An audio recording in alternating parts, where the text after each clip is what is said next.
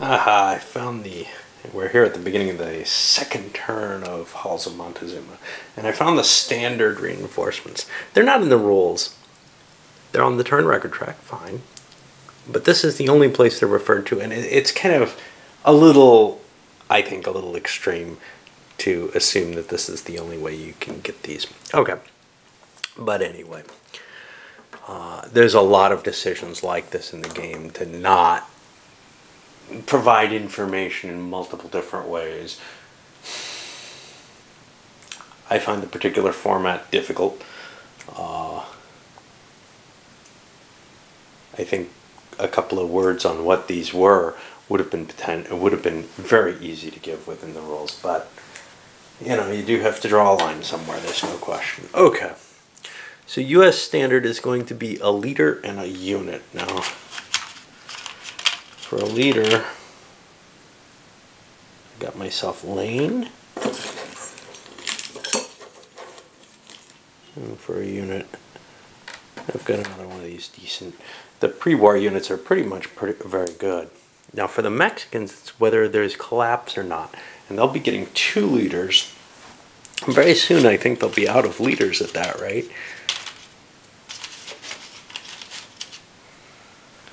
And 3 units. No, that's not a leader, that's an army. I haven't created that yet. Armies in this are a little, I don't know. They seem somewhat unimportant to the game to me. I'm almost out of leaders here. I got a couple equivalent leaders, neither one's terribly good. I'm going to get 3 units, it says. It's a fairly decent amount of pieces.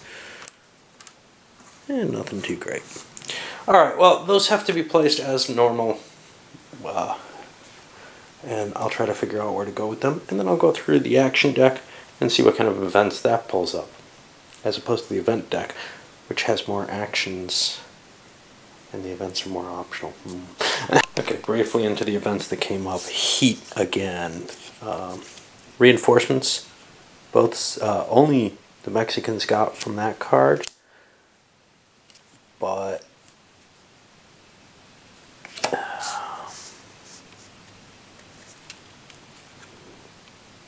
don't remember if that's a reinforcement card. They were able to switch. The Mexicans were able to switch the PW markers, and they targeted the one the U.S. had seen. They got a reinforcements card, which didn't affect them, and it doesn't affect both players. So they got to draw again. On their draw again, they picked up a fog card. This is a weird card. You hold this in your hand. I guess, you know, the opponent knows you have this, but it has effects to either prevent an interception or to avoid a moving enemy force. Just, those are the kind of cards I don't like having in a player's control. You shouldn't be able to say, I have this mystical fog I can summon up.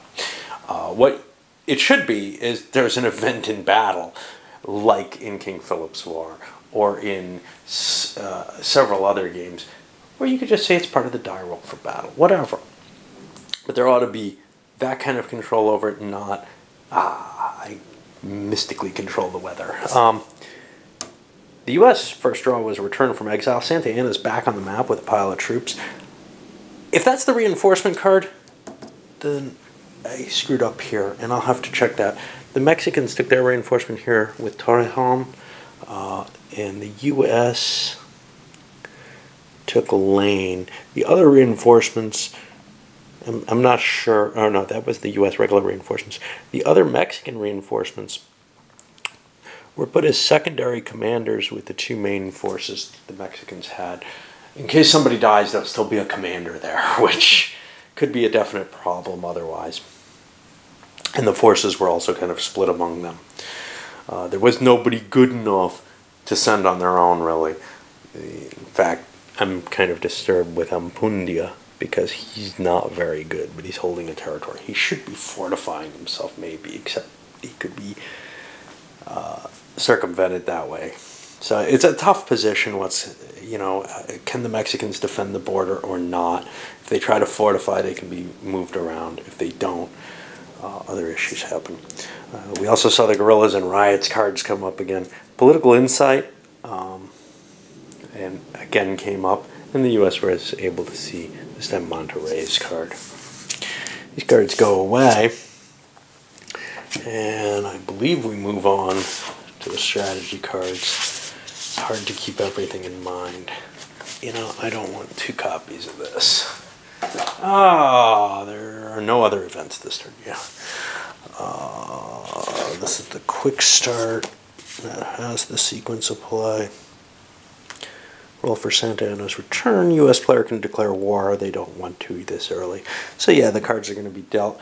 And the Mexicans this time, without the Tejas card, may well, even though they have initiative, make the U.S. play first. Well, the Mexicans actually do want to move first. They want to finish Kearney off. That means they're going to have to play a decent cost card. And from their point of view, that's either this dysentery card or the leading from the front battle casualty edition. My view is the casualty one is probably the less valuable of the two, so I'm going to play that as a regular operations card. I draw.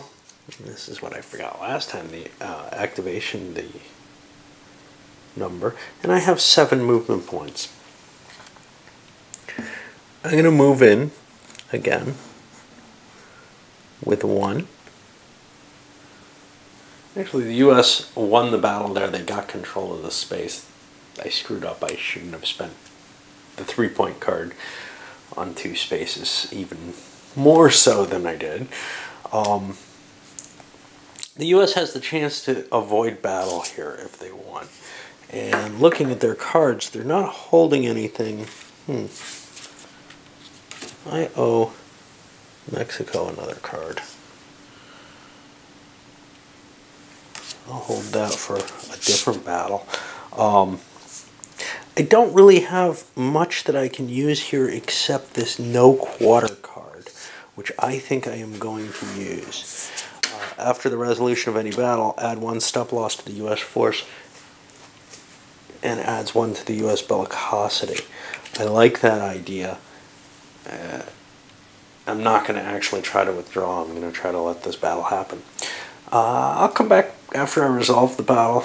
It's a tedious process that I don't really want to do on film. Okay, so after the battle, Kearney's force was wiped out, and it was an overrun because the Mexicans took no damage, so they continued on. Kearney he gets to jump back somewhere. Oh boy.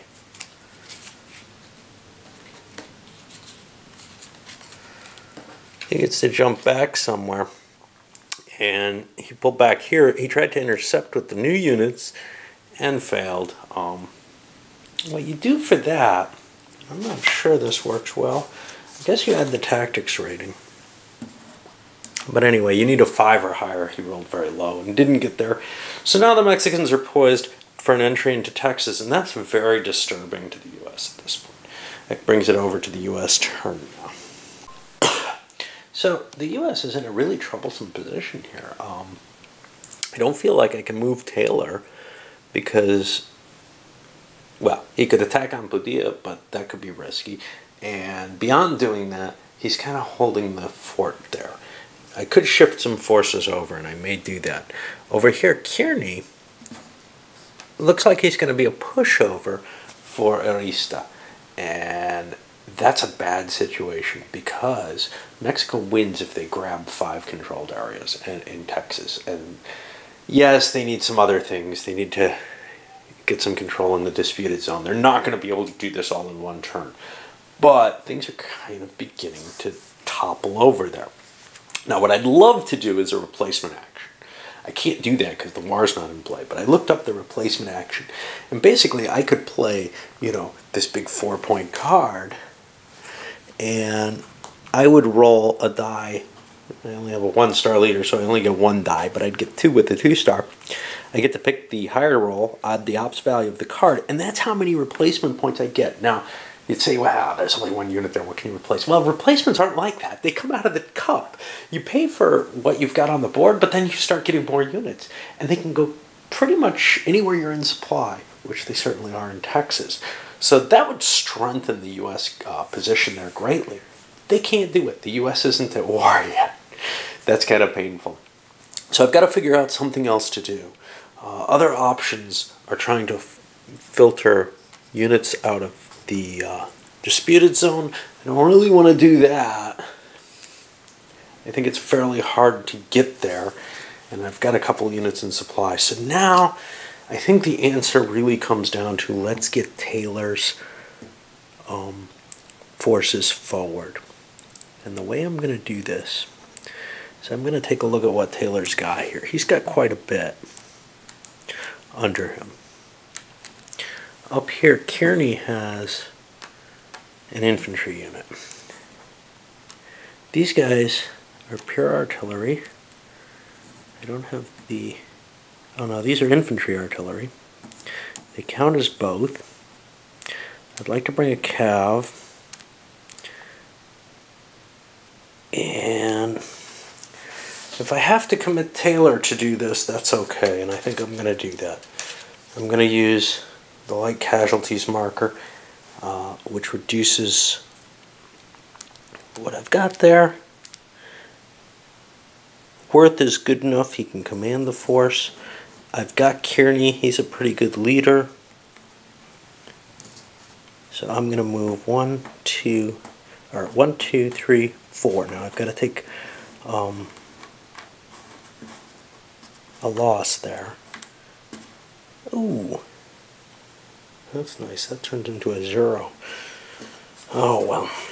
And shift Taylor up here to get me some more troops into play. Not an optimal situation. The U.S. is definitely falling behind here in terms of what they can do if they have to defend Texas. Alright, let's go on back to the Mexican turn. Alright, well, the Mexicans are going to use... Now, they have this card that would allow them to suppress the provincial revolt, but it's a high-value card. I'm not sure they want to use that for this. They're going to play instead this dysentery card, which could be valuable. That's going to trigger a potential supply event. I roll that first, that's what we decided. And it does. So now everything has to check supply. Currently, everything's in supply, so all is good. Alright, and we've had our supply event, so I have to put this aside to remind me of that. Now, what is the other factor? Well, Santa Anna has to draw to see how many movement points he gets. And he's only going to get 5. Now, by my reading of the suppress revolt, as long as you don't move, you don't take attrition for it. So Santa Anna has to roll under his movement allowance, but he gets his tactic rating, I believe, in addition. So he needs a 6 or less, from what I see. He gets it. The revolt's been suppressed at a cheaper card than he otherwise would have had to use. Now I'd like to move him on, but it's not time yet. I think if he can take command of an army, he could be a great pain in the butt to the Americans. The Americans ended up entrenching here with Kearney, and Taylor for that matter. I'm going to be using Kearney's tactical value is the only difference. And after having moved the troops there, it's making it really ugly to launch an attack in either direction. Texas is largely safe. The only real question is maybe across through here, which would be painful. However, the Mexicans wanted to activate Torrejon. They threw a card down. Supply event's not an issue. It's kind of a neat card, but doesn't affect the Americans much if they're squatting down to fortify. Drew his activation card, and the strategic rating's 2. It was a 2 and underlined. That means if he moves, he takes attrition. In addition, he's going to take attrition from the heat. Well, with 1 unit, he'd lose that unit if he moved. He wanted to move it into the disputed area. He can't do that.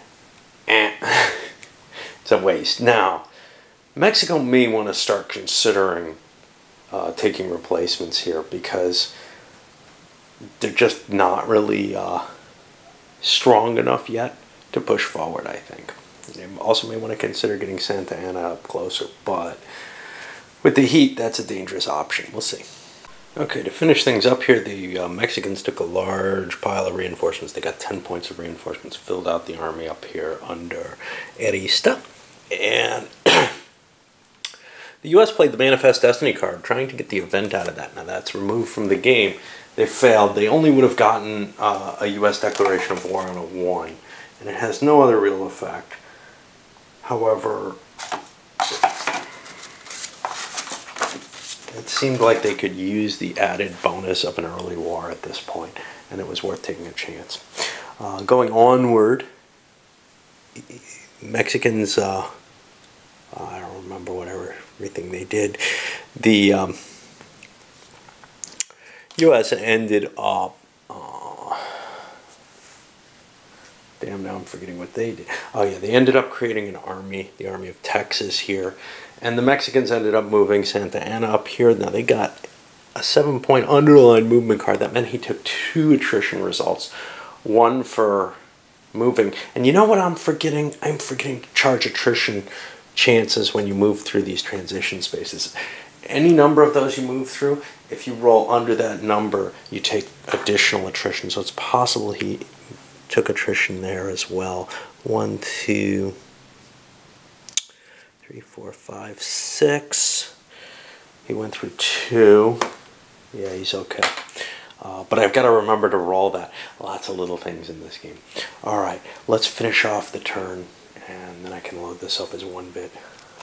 Okay, so finishing up, isolated control markers. This U.S. control marker, it's no longer in supply.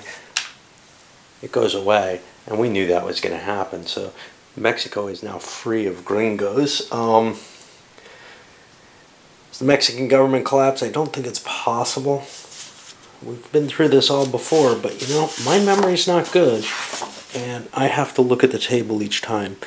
There are no pluses. It cannot roll a 10. I can't get a penalty at all. The government's stable. U.S. is not at war. The U.S. gets to roll in the declaration of war table. Excellent. I have a +1 for the U.S. declaration of war at this point. And we also have the bellicosity, which is at 1. Ends up at 9. No effect whatsoever. Don't believe any U.S. units were eliminated in battle. Were they? I don't know. Damn it. Probably. I can't remember. I think they were. So that actually increases bellicosity by 1. I think this was the turn where the fighting happened down there. It's hard to remember these things when I take these breaks. And unfortunately, there aren't marks for that I know of. Any Mexican units in Texas? Yeah, it would have gone up anyway because we're in Texas in the disputed territory. Okay, so that's that one. Active revolts, there aren't any. There's no PW for raids, state control, or revolts. So, we done. That's the end of the turn. We're going to have to shuffle the action deck again. And the turn marker moves. Alright, well, that's about it. Oh, the Mexicans lose their fog. They didn't get to use it. It goes away at the end of the turn. Alright, I'm going to load this one up. And we'll move on to turn 3.